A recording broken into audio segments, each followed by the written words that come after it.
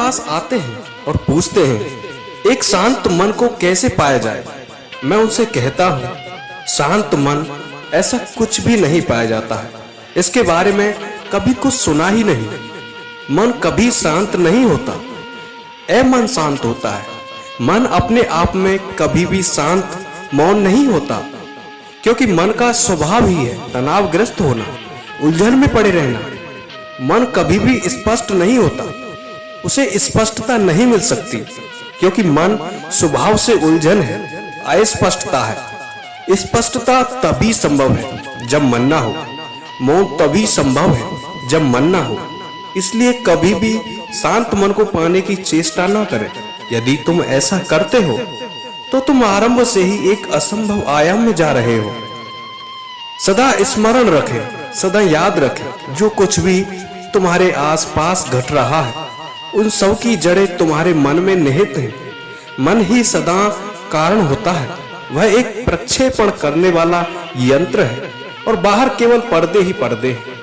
तुम उन पर्दों पर अपने आप को प्रक्षेपित कर लेते हो। यदि तुम्हें यह भद्दा प्रतीत होता है तो अपने मन को परिवर्तित कर लो। यदि तुम्हें प्रतीत होता है कि जो कुछ भी मन से आ रहा है वह नारकीय है और जो भयानक है, तो मन को गिरा दो। मन पर कार्य करना है, पर्दे पर नहीं।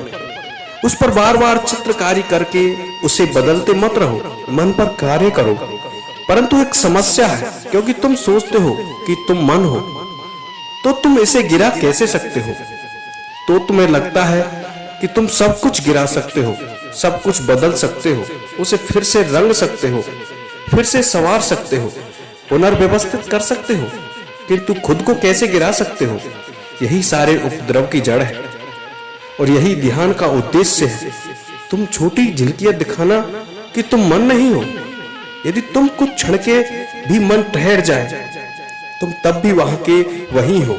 इसके विपरीत तुम और भी ज्यादा उपस्थित होते हो। तुम्हारी उपस्थिति और भी ज्यादा प्रवाहमान होती है। मन का ठहर जाना ऐसा होता है जैसे एक जल निकास जो लगातार तुम्हें खाली कर रहा था, रुक जाए अचानक। तुम ऊर्जा से भर गए, तुम और संवेदनशील हो गए। यदि तुम क्षण भर के लिए भी इस बात के प्रति सचेत हो कि मन नहीं है, केवल मैं हूं, तुम सत्य के भीतरी केंद्र तक पहुंच गए। तब मन को गिरा देना सरल हो जाएगा। तुम मन नहीं को, अन्यथा तुम अपने आप को गिराओगे कैसे? पहले तदात्म को गिराना, तब मन को गिराया जा सकता है। जब मन के शांत सारे तादात्म गिर जाए, तब तुम पर्वत पर बैठे एक दृष्टा रह जाते हो और मन अंधेरी घाटियों की गहराइयों में छूट जाता है। जब तुम सूर्य से प्रकाशित शिखरों पर होते हो, बस शुद्ध साक्षी दृष्ट मात्र देखते हुए, परंतु किसी भी चीज से कोई दातम्य न बचाने हुए। अच्छा या बुरा, पापी या पुण्यात्मा, यह या वह, केवल एक शुभ उपस्थिति, एक श्वास, एक धड़कता हुआ हृदय। उस दृष्टा भाव में सब प्रश्न मिट जाते हैं। मन मिट जाता है, पिघल जाता है, भाव बनकर उड़ जाता है। तुम बस एक शुद्ध आत्मा की तरह रह जाते हो। एक शुद्ध अस्तित्व, एक श्वास, एक हृदय की धड़कन, पूर्णता क्षण में, न अतीत न भविष्य, इसके लिए वर्तमान भी नहीं। मन भ्रामक है, जो होता तो नहीं है पर दिखता है, और इतना दिखता है कि तुम सोचते हो कि तुम मन हो।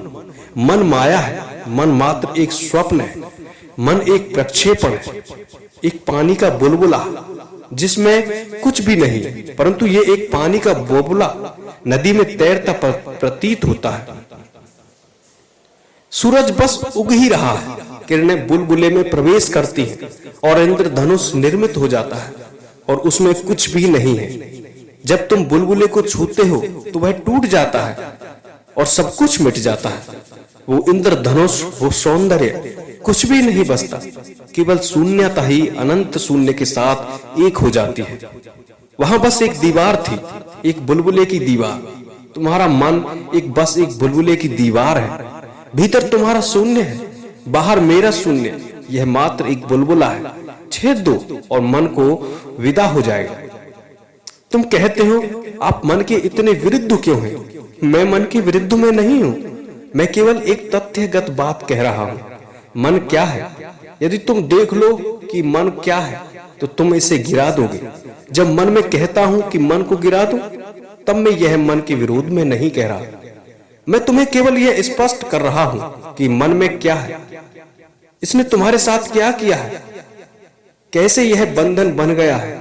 इसे प्रयोग या दुरुपयोग में लाने का प्रश्न नहीं है। मन अपने आप में एक समस्या है, ना कि इसका प्रयोग या दुरुपयोग।